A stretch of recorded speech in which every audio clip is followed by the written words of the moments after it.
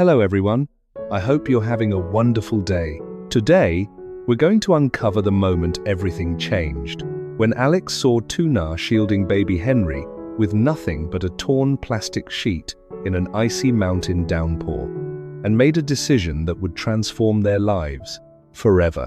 If you enjoy the story, don't forget to subscribe so you won't miss the next videos. Dawn crept over the highlands with a pale, reluctant light. Frost clung white to the old house's roof, settling on broken tiles and the damp wood beneath. Inside, the cold was not a feeling, it was a presence. It lived in the walls, in the floorboards, in the blankets that never truly dried. Tuna woke while the sky was still black. When she exhaled, her breath became a thin ribbon of white smoke. She didn't reach for a clock. She had learned to wake early because the day was always too short for what she needed to do. She turned toward Henry, 2 months old, bundled in worn cloth. His chest rose and fell in small, quick movements. Tuna leaned close, listening, counting breaths the way anxious mothers do. For a heartbeat, all she heard was air. Then a faint cough escaped him, tiny, fragile, and sharp enough to tighten her stomach. That cough carried memories she wished she could erase. Leaking roof, wind slipping through cracks, Henry burning with fever on nights when the cold won. This house could not keep warmth, no matter how carefully she tried. She lifted him slowly, supporting his head, and wrapped him tighter. She added one more thin layer, even though she knew it was not much.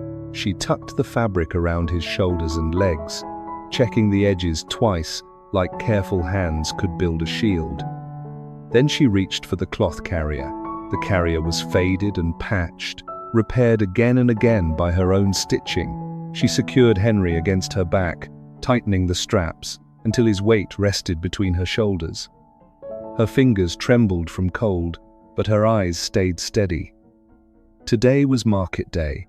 She had to sell wild bamboo shoots. She had to buy medicine. There was no other path. When she opened the door, mountain wind rushed in, slicing through her clothes. Tuna adjusted the basket in front of her, packed with fresh green shoots still wet with dew. She stepped onto the red dirt path and started walking. Fog wrapped the hills. It was thick enough to swallow sound and blur distance. Her small figure faded into grey as she moved forward, but she did not slow. Fear burned quietly in her chest. Fear Henry would cough harder. Fear fever would return. Fear she would lose the fight she was living every day. Still, she kept walking, because she was his mother, and stopping was not an option. The path twisted through the slopes like a thread. Mud clung to her shoes. Frost gathered in her hair and stiffened her eyelashes. Her shoulders ached under Henry's weight and the basket's pull. Yet she focused on each careful step. By the time she reached the roadside market, her fingers were numb. The market was only a scatter of people and small stalls under improvised awnings. Tuna chose a spot near the edge of the path, where she could watch for buyers and still keep Henry close. She spread an old cloth on the damp ground and arranged the bamboo shoots into neat bundles. Her hands moved quickly, practiced and gentle, making the shoots look fresh, worth paying for. Then she called out, softly at first, "Wild bamboo shoots?"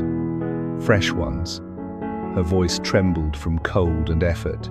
She repeated it, a little steadier, letting the words drift into the still air. Passers-by were few. Most people hurried, shoulders hunched, eyes down, chasing warmth that didn't exist. Few stopped. Tuna crouched low and wrapped her arms around the carrier straps, pressing Henry closer. She felt his small body shift. Another faint cough came, and her heart tightened, as if someone had pulled a string inside her. She whispered toward her shoulder, "Mom is here. Don't be afraid." She said it for him, and also for herself. At last, a woman paused and pointed at 2 bundles. Tuna nodded quickly, tied them with twine, and offered a polite smile. The woman placed a few coins in her hand and hurried away.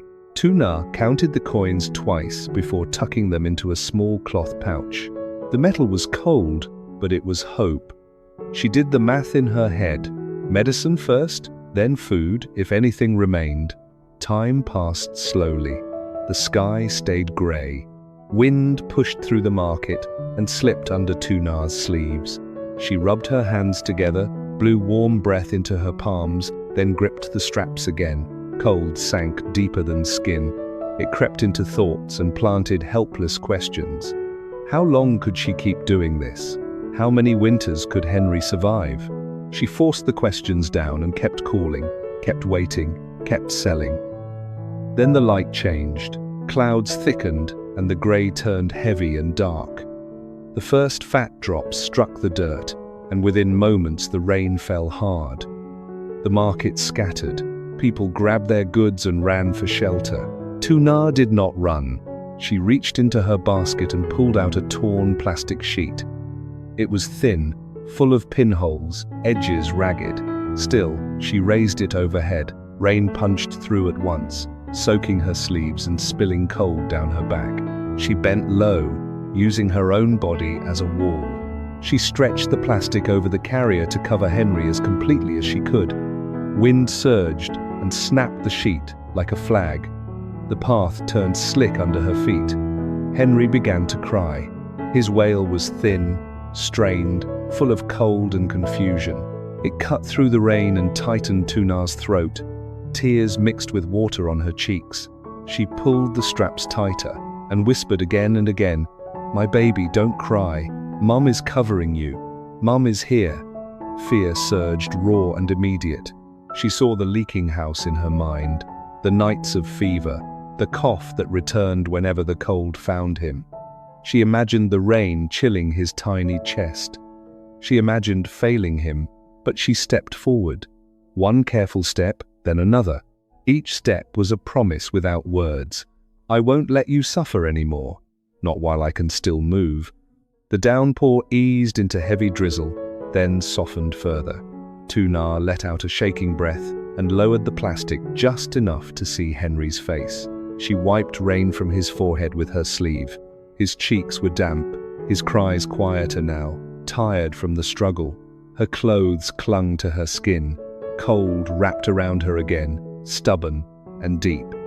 Yet her eyes did not soften into surrender. They held pain, yes, but also something unbreakable.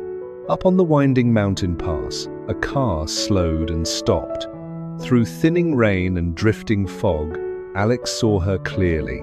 A small woman bent under torn plastic, shielding a baby strapped to her back. He went still. The image hit him like a blade to the chest. A mother using her body as shelter in freezing rain. A baby's frail cries carrying across the wet road, somehow louder than the storm. Alex's hands tightened on the steering wheel. He had traveled these mountains before. He had heard stories about hardship here, but standing there, seeing this with his own eyes, it was no story. It was raw truth, and it refused to be ignored. Why must an innocent baby endure this? Why must a mother rely on torn plastic to keep her child warm? The questions rose and lodged inside him. The engine idled, but Alex did not drive on. He stayed, watching Tuna struggle forward through mud and mist, step after stubborn step. And in that still moment, while rain hissed on the road and fog curled around the hills, a quiet decision took root in Alex. He could not turn away, not this time. Not again. The next morning, Alex couldn't shake what he'd seen. He tried to do the normal things, answer messages, check numbers, think about work, but the image kept replaying. Tuna bent under that torn plastic, Henry's thin cries, the way her body became a shield. It wasn't pity that stuck to him. It was a stubborn question. If you can help, why wouldn't you? So he went back, not with a camera, not with an entourage, not with loud charity. He returned quietly, asking locals for directions, learning names, listening more than he spoke. Alex didn't want a spectacle. He wanted warmth to become ordinary for that baby. He started with the simplest truth. The house was failing. A leaking roof meant damp bedding. Damp meant cold. Cold meant sickness. He walked around the old place when Tuna was away, noticing the cracks in the wall, the gaps under the door, the way wind slipped through like it owned the room. Alex contacted local builders, people who knew the land, the stone, the weather. He asked what materials held heat best, which designs survived storms, and how to build something a mountain couldn't tear apart. Then he began sketching. He kept the shape familiar enough to fit the village, but stronger, thick walls, a roof that didn't beg for mercy every time it rained, a foundation that wouldn't shift after one wet season. He chose wood that resisted damp, stone that held warmth, and windows placed to catch light without inviting wind. But Alex didn't stop at better walls. He remembered hearing about the region's traditional stone heating method, hot stones used to warm a space. It worked, but it was short-lived and required constant tending. Alex asked questions, studied the concept, and then worked with craftsmen to modernize it. The principle stayed the same, heat stored and released steadily, but the setup became cleaner, safer, and more effective. Heat would spread evenly, and it would last. Every afternoon, Alex showed up. By the end of the day, his jacket was dusted with sawdust and smeared with mud. He carried boards, he lifted stone, he held beams while workers secured them. People noticed, and they whispered, because it wasn't normal to see someone like him sweating beside villagers in winter wind. When asked why, he didn't give a dramatic answer. He just said, "A baby shouldn't cough because a roof can't hold." The work moved fast. Alex paid fairly and refused to cut corners.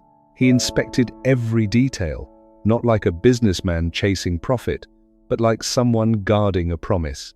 He checked for drafts, tested doors, ran his hands along seams where air might slip through.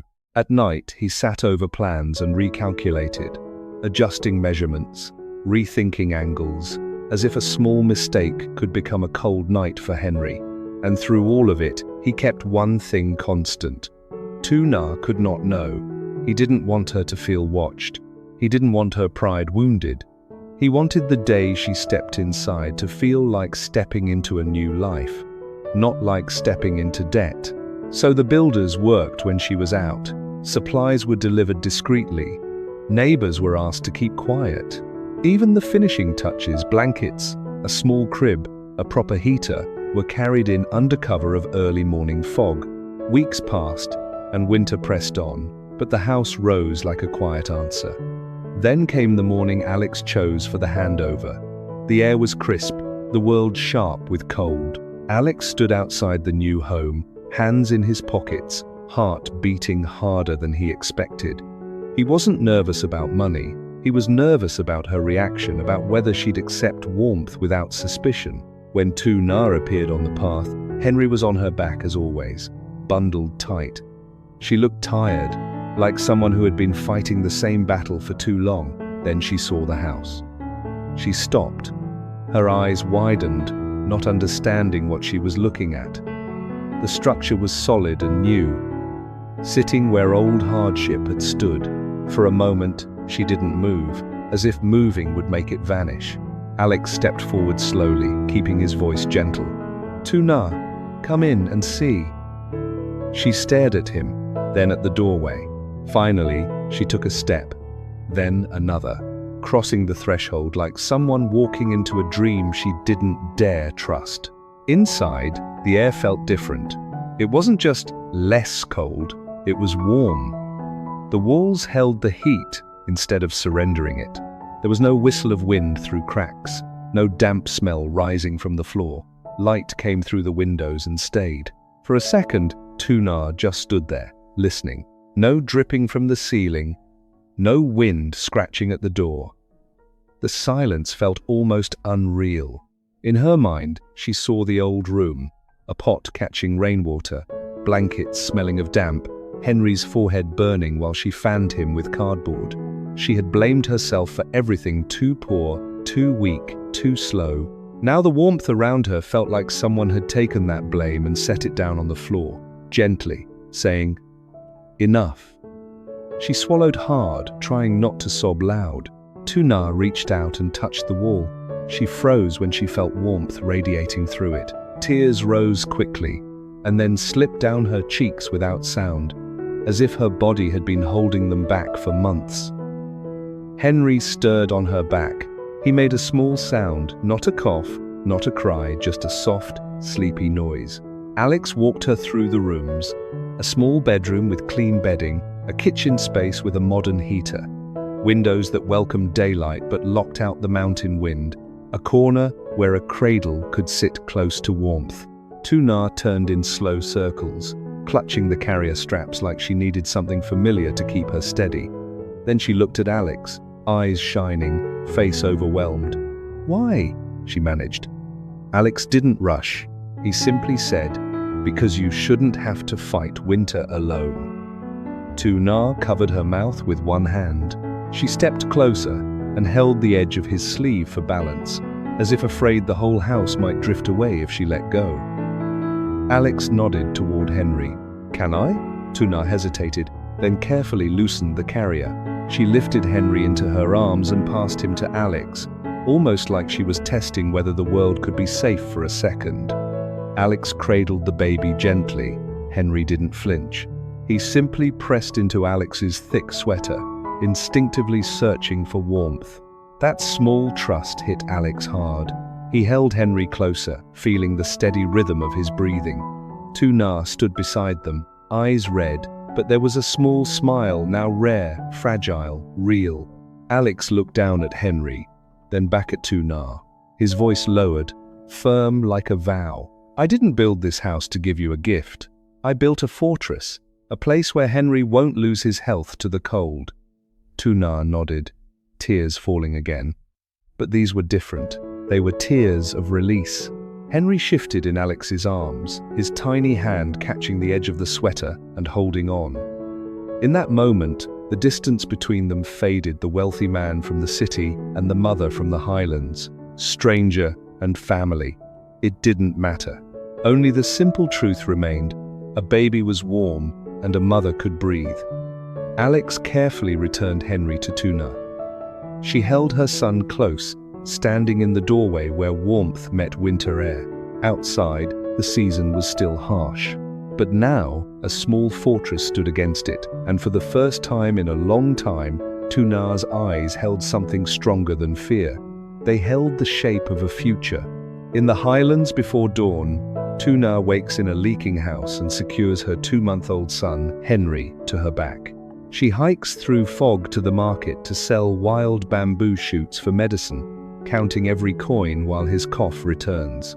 A sudden storm turns into a downpour. With only a torn plastic sheet, Tuna bends low and takes the rain herself to keep Henry covered. From the mountain pass, Alex stops and witnesses her struggle. Shaken, he hires local builders, rebuilds the home with thick walls and a solid roof, and modernizes the traditional hot stone heating into a longer-lasting system. He keeps it hidden until the reveal. On a winter morning, Tuna steps inside the warm new house, overwhelmed with relief. As Alex vows, he built a fortress so Henry will never suffer the cold again.